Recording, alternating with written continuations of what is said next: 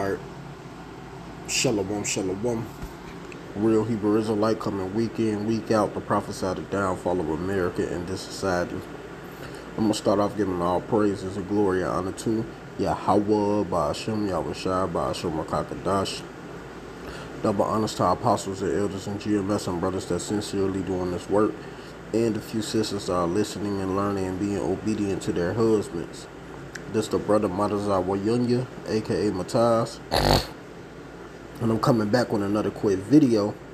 And I'm going to let this video play. And then I'm going to hit a few scriptures. This ain't going to be long. Just straight, brief, to the point. Matter of fact, I'm going to hit this first scripture before I even get the video. You know. Because this is important. A lot of our people don't want to accept this. But this is Ecclesiasticus 12 and 10. Never trust thy enemy, for like his iron rushes towards his wickedness. So you never trust the enemy at all. There's no point in you trusting any of the enemy, you know. Because this place is full of wickedness by the enemy, the one that is controlling everything right now through the power of YAHAWASHI. Because the earth was given into him, which I will get that real quick. This is Job 9 and 24. It says, the wicked, he covered the faces of the judges thereof, if not where, who is he? And we all understand who the wicked is. If you don't know, then oh well, you blinded and you can't see the truth. That Esau Edom through the bloodline, the so-called white people, through the bloodline, the seed of men, the so-called white man, through his bloodline, they are the Edomites. Point blank, period. Esau was the first one born, and he's Jacob's twin brother. And he came down red all over like a hairy garment. And the red, you could see the blood through his flesh, which is translucent because he didn't have melanin in his skin. Plain and simple. There's no getting around that. And it says that he's a cunning hunter, and he was always crying and whining and weeping when he wanted to eat that medium rare meat in that stew. Point blank, the only people that eat medium rare meat is them. So if you don't know who the devil is by now, then oh well. We've been letting people know and been warning them this, and y'all still want to trust the enemy to this day, and when it can't accept that it's through the seed of them. Of course it's going to be people that look like so-called Negroids that's going to be through the bloodline of Edom, because they laid with our women through slavery. They had sex with them and planted seed. And all the tribes of the Israelites, the Latinos and the Native Americans as well. So you're going to have a lot of tares amongst us, you know, which is the Edomites. And they look like our people. And they look like other nations as well. So, plain and simple, it's no getting around this, you know. Study Numbers. Numbers 1 and 18, your bloodline go through the seed of men, period, point blank. Get the scripture and read. I'm going to keep going. Back in this Ecclesiasticus 12 and 11. Though he humble himself and go crouching, yet take good heed and beware of him. And thou should be unto him as if thou hast wiped the looking glass. And thou should know that his rust have not been altogether wiped away. I mean, you can never trust him. These so-called white people, these Edomites, whether they look like Negroids, Latinos, or natives, you can't trust the enemy. That's why the scripture said, try the spirit by the spirit. And that's why it says in Romans 8 and 16, if their spirit bear witness with our spirit, that they are the children of the Most High, because a lot of our people look like their people because we laid with their women. Simple. Or we look like the other nations. Simple. So you have to know who the enemy is by trying the spirit. Simple. Pay attention. Watch. Stay focused. Be vigilant. Pay attention to these words that we speak and the warning you people about. Simple as that. It's no getting around that. You know? It says, set him not by thee, lest when he have overthrown thee, he stand up in thy place. Neither let him sit at thy right hand, lest he seek to take thy seat. And thou at thou at the last remember my words and be pricked therewith. So you got to pay attention and watch and stay focused and understand that.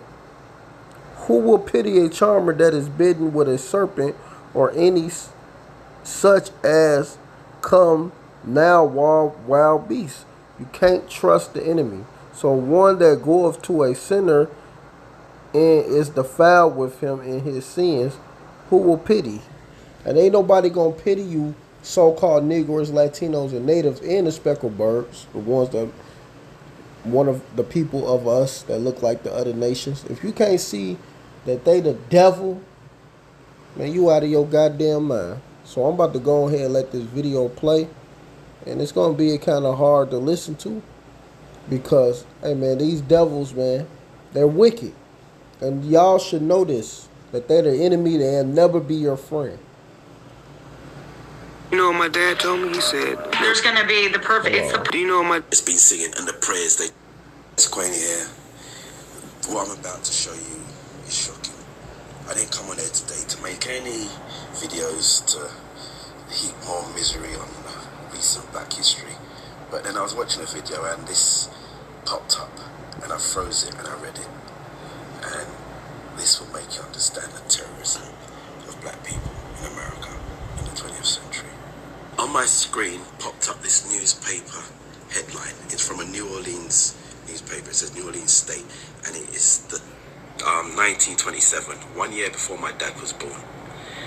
And it's telling the people that there's going to be a lynching. John Hartfield will be lynched by Ellisville mob at 5 o'clock this afternoon. And then it says, Negro jerky and sullen as burning our nears. So this newspaper is telling the people that they're going to burn a man alive and turn him into Negro jerky. This is a newspaper advertising the fact that there's going to be a murder. And obviously they know who is going to be involved in that murder. This shows you how powerless black people were in America. That this could be advertised on the front of a newspaper. So what would happen? Thousands of people would turn up to watch John Hartfield be lynched by this mob from Ellisville. This is why there was a mass immigration of black people from the southern states of America, and they went north to Chicago and to New York to get away from this terrorism they were suffering. A terrorism so bad that they could do nothing about it. That a newspaper could advertise what was going to happen at 5 o'clock in the afternoon. So people could turn up and watch somebody be murdered. Be murdered. And take photographs and take souvenirs. Not only was he going to be murdered, they were going to turn him into Negro jerky. They were going to barbecue this man. And the newspapers is advertising it. And these people who were going to do this called themselves God-fearing Christians. They went to church on Sunday and they prayed. And they were proud in their Christianity. And they sang hymns and they worshipped the Lord. And then they went and barbecued a man and took photographs and souvenirs and postcards and had a picnic whilst it was going on, with no thought of church and Christianity and the hymns they'd just been singing and the prayers they'd just been praying about your fellow man. Because at the end of the day, these black people in America were not fellow men. They weren't human, were they? They were just Negro jerky. Sick. This is sickening. This is American history that they don't want taught, that they don't want people to talk about. They don't want black people to bring it up. There's a lot of black families in America. I'm sure there's some of you watching this video who have relatives who suffered this fate. And you understand the fear that your ancestors in the 20th century America, in the early part of it especially, the fear that they must have been suffering every day. That's why they were so humble, kept their heads down, just stayed out of trouble, didn't want to upset anybody, because their fate could have been this. And there's no law to protect them, because a newspaper could advertise it on the front. An editor of a newspaper could put this on the front, knowing there would be no repercussions, and nobody would come to him to ask him who murdered John Hartfield. It's sick. So yeah, man. These devils. Hold on, let me get that. Well, give me a second. This is Zechariah 1:15. I am very sore displeased with the heathen that are at ease, for I was a little displeased, and they helped forward the affliction. That's what they did, man. These wicked devils, man. They were supposed to let us go a long time ago, but they forwarded the affliction. So this devil got to pay for their crimes. And anybody who say they don't supposed to pay, you out of your mind, brother, because the scripture says this in 2 Thessalonians 1:6. It says, seeing it is a righteous thing with the most high power God to recompense tribulations to them that trouble you. And we got to get that payback. They barbecuing our people, put it in the newspaper, advertising the day they're gonna kill our people. And hey, this gotta stop. And this wickedness gotta get put out. And YAHAWASHI is gonna make it happen. And it ain't gonna be pretty either. So this devil is gonna pay for their crimes and what they did, and they're going into slavery. This is Isaiah 14. I'm gonna go just get to the point in 2. And the people should take them and bring them to their place, and the house of Israel should possess them in the land of the Lord Yahweh for servants and handmaids. And they should take them captors who captors they were, and they shall rule over their oppressor. And we're going to rule over our oppressor. Simple, man. It's going to be a beautiful day to put hands on these devils for what they did to us. Revenge is coming, and it's only right. That's just what it is. Anybody who don't like it, you out of your mind. You know? Because we waiting for this day. We've been waiting for this day for a long time. And it shall come to pass in the day that the Lord Yahweh shall give thee rest from thy sorrow, and from thy fear, and from the hard bondage wherein thou wouldest made to serve. Because we was in hard bondage. Hardcore slavery. If you read Deuteronomy, the 28th chapter, starting at verse 15 all the way to the 68th verse. We went through hardcore bondage. Simple.